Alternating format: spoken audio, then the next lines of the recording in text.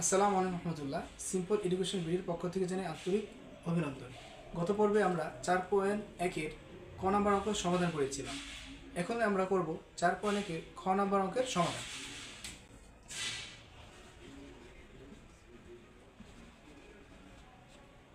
দেওয়া ছিল 6x plus 3 এর এই মান।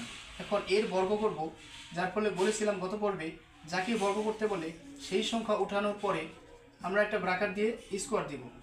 যেহেতু এখন স্কোয়ার দিয়ে দিয়েছি, প্রথম সংখ্যাটাকে 6 থেকে আমরা এ ধরবো এবং 3কে আমরা বি ধরবো। তো বলবো আমরা এ বি, লিখবো আমরা 6x এবং 3। তো এ প্লাস বি হোল স্কোয়ার, সূত্র হলো এ square plus 2 A B plus B square.